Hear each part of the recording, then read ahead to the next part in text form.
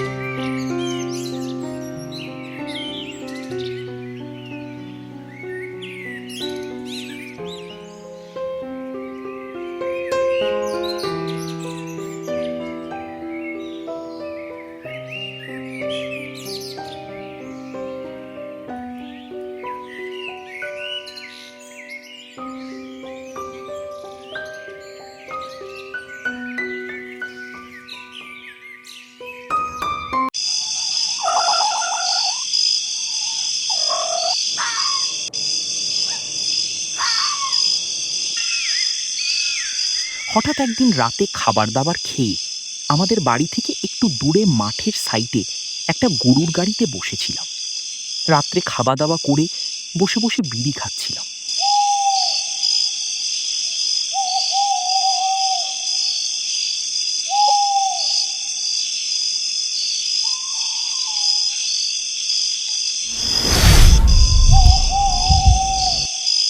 বসে থাকতে থাকতে হঠাৎ কে যেন আমার পাশ দিকে চলে যায়। প্রথমবার ভয় পেয়েছিলাম। আমি আবার বিড়ি খেতে মন দিলাম।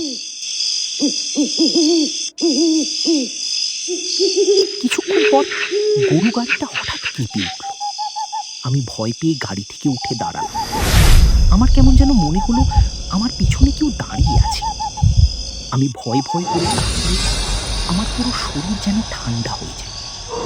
আমি দেখতে পাই আমার দিদি টিয়া আমার পিছনে উলঙ্গ হয়ে, শরীরে একটা কাপড় নেই, চুল খোলা, এলোমেলো। সব থেকে অবাক করা বিষয় হলো পাগুলো অপর দিকে আর মাথাটা নিচের দিকে। আমার দিদি আমি এই রূপ দেখব আমি ভাবতে পারিনি। দিদির এই রূপ দেখে আমার শরীরে কাজ করা বন্ধ হয়ে যায়। গোটা শরীর ঘামতে শুরু করে।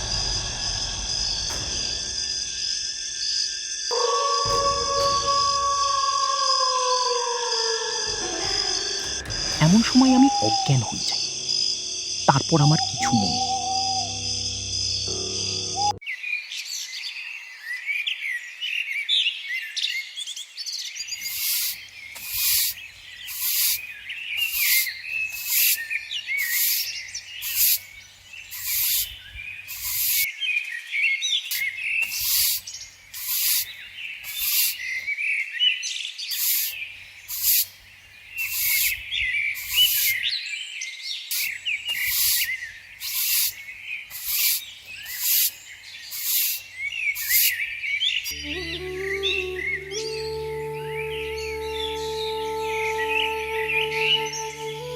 সকালবেলা আমার জ্ঞান আসে।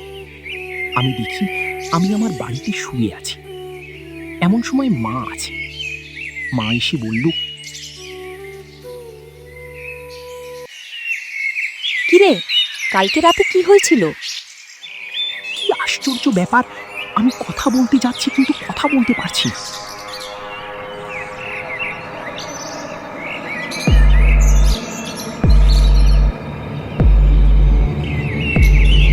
তোর গা জ্বরে পুড়িয়ে যাচ্ছে।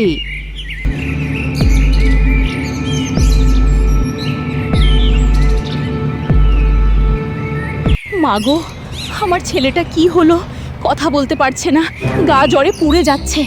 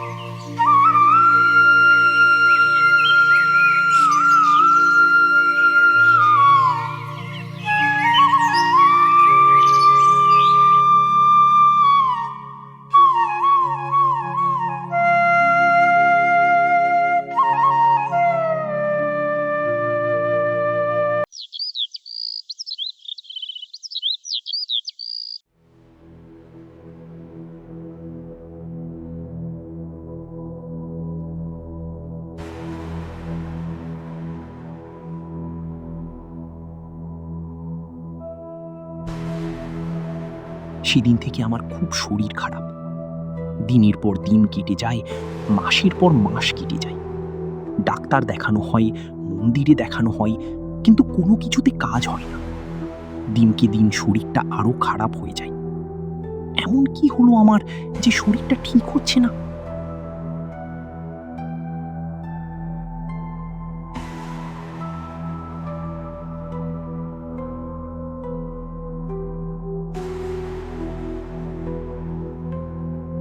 কি গো, ছেলেটা ঠিক হলো? না গো, সবই তো করলাম, কিছুতে কিছু হচ্ছে না। আমার জানা এক সাধু আছে, যদি বলো তাহলে আনতে পারি।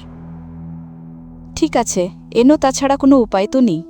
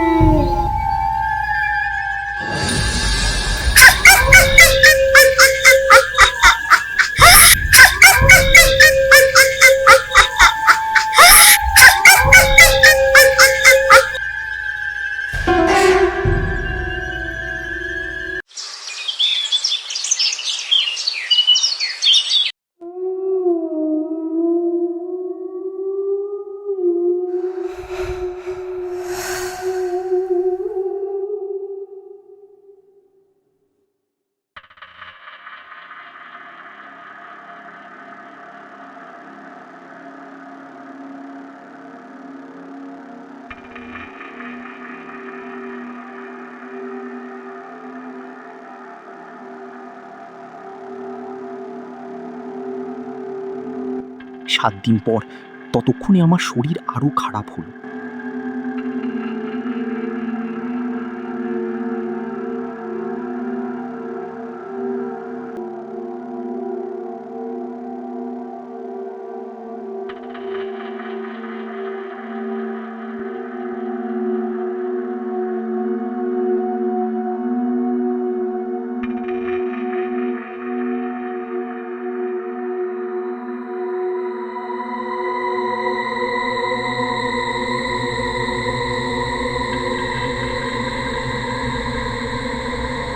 সাত দিন পর আমাদের বাড়িতে এলো এক সাধু। সেদিন ছিল বৃহস্পতিবার। আমাকে দেখল, আমাদের বাড়ি দেখল, দিয়ে বাড়ির বাইরে চলে গেল। সাধু বাবা মাকে বলল, দেখ, তোর ছেলে অবস্থা খুব খারাপ। আজ তো বৃহস্পতিবার, তাই আজ আমি কোনো কাজ করতে পারবো না। বাড়িতে কিছু একটা আছে। তুমি এক কাজ করবে, আজ রাতে ছেলে কাজ ছাড়া করবে না, কারণ সে জেনে গেছে আমি এসেছি। তাই ও জানে, আর আমি আজ ওই ছেলের কোনো ক্ষতি করতে পারবো না। তাই ও আজকে রাতে ক্ষতি করবার চেষ্টা করবে। তুমি আজ রাতটা সামলাও, তারপর আমি কাল দেখছি কি করা যায়।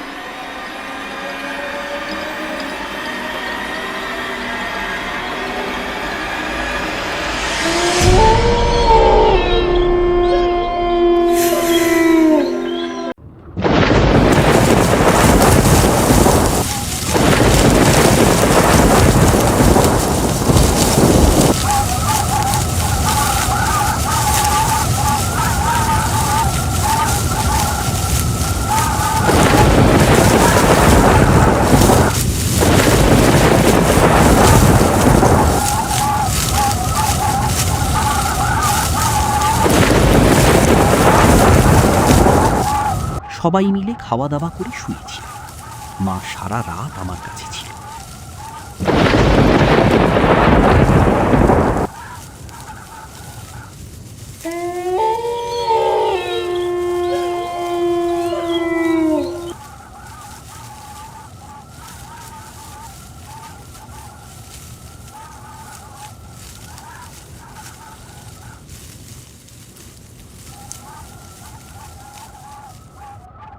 মা, কতক্ষণ তুমি রাত জাগবে? তুমি একটুও ঘুমাও, আমি ভাইয়ের কাছে রয়েছি। ঠিক আছে, তাহলে তুই থাক ভাইয়ের কাছে।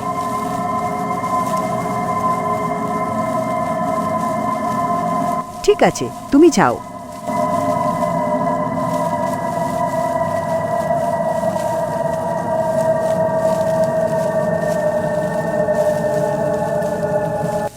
মা চলে গেল।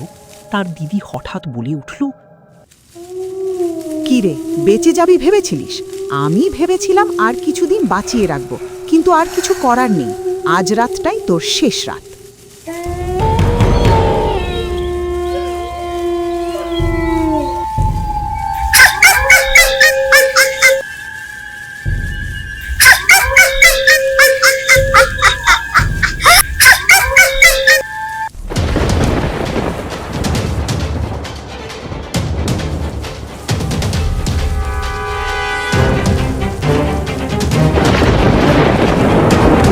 এই বলে উঠে বসলো আমার বুকের উপরে, গলায় এক কামড় দিয়ে রক্ত পান করতে লাগলো। আমি ছটফটে করতে করতে গোড়া মারা যাই। মুখে মুচকি হেসে হেসে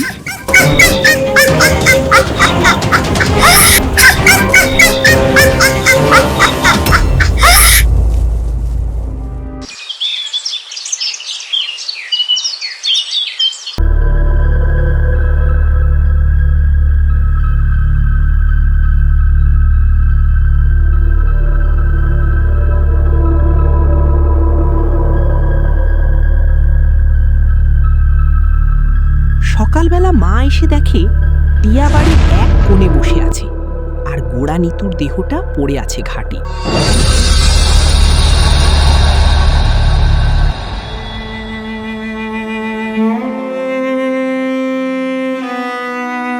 সবাই কান্নায় ভেঙে গেল। পাড়ার প্রতিবেশী খবর দেয়া হলো।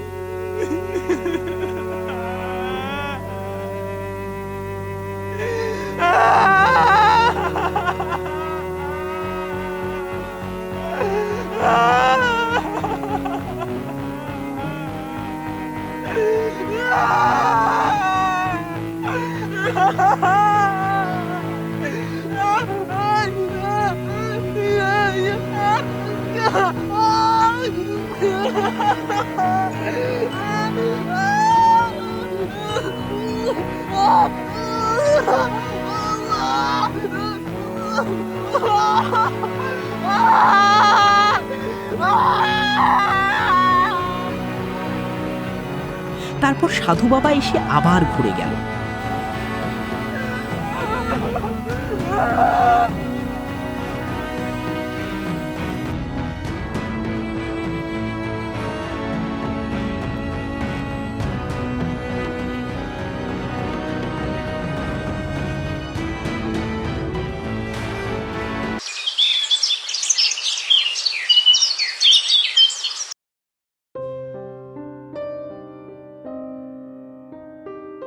তারপর 15 দিন কেটে যায়।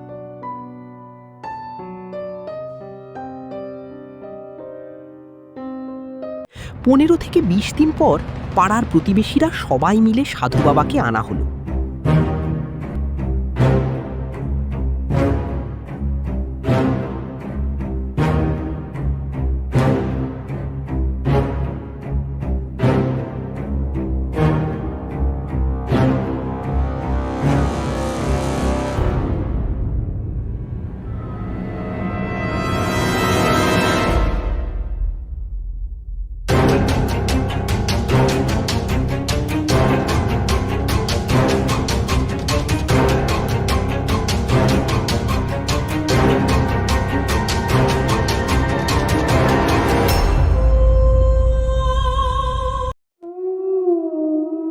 সাধু বাবা এলো।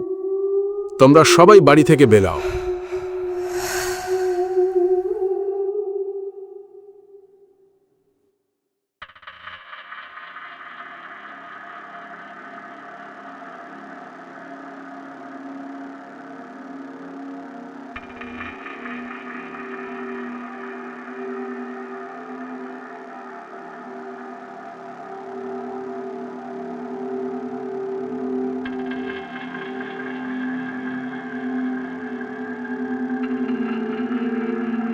সবাই এলো। সাধু বাবা বাড়ির চারপাশ ঘুরল, তারপর উঠানের মাঝখানে একটি ঘটি জল রাখল।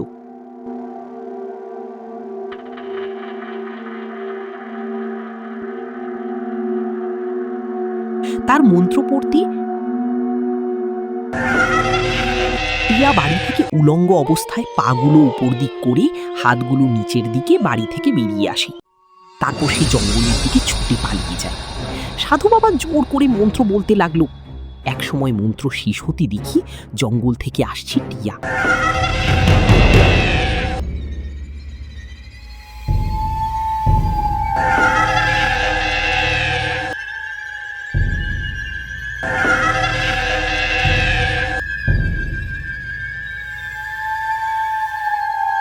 সাধু বাবার সামনে এসে বসল।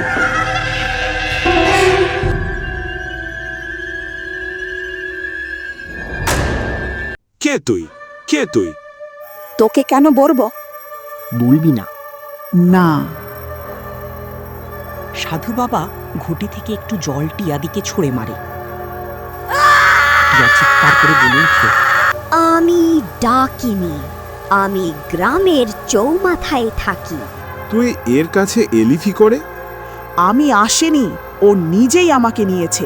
বলেছিল প্রত্যেক অমাবস্যায় পূর্ণিমাতে রক্ত দেব, কিন্তু একে একে সব শেষ হয়ে যায়। 50টা মুরগি, 20টা গরু, আর একে একে সব শেষ হয়ে যায়। তারপর ও আমাকে কিছু দিতে পারেনি। আমি আমার নিজের খাবারের জন্য সন্ধে হতে বেরিয়ে পড়তাম। একদিন রাতে ওই দিকে যাওয়ার সময় দেখি গোড়া ফাঁকাতে শুয়ে আছে। আমি আর থাকতে পারলাম না। যা, এবার চলে যা। না, যাবো না।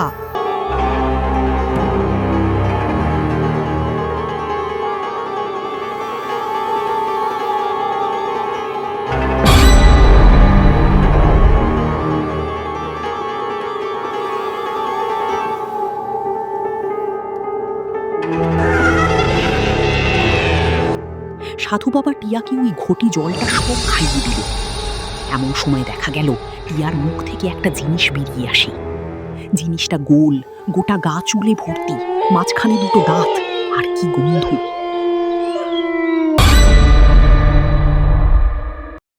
সাধু বাবা সঙ্গে সঙ্গে একটা ভাঁড়ের মধ্যে ভরে নেয়, আর টিয়া সঙ্গে সঙ্গে মাটিতে পড়ে যায়।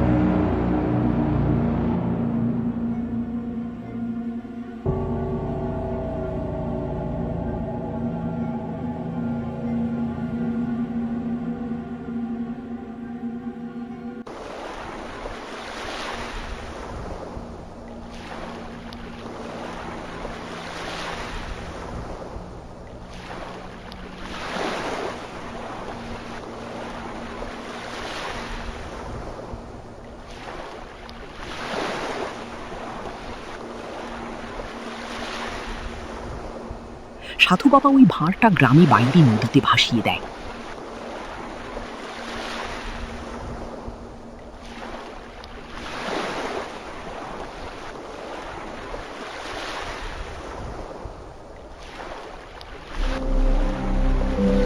তারপর থেকে বাড়িতে আবার শান্তি ফিরে আসে।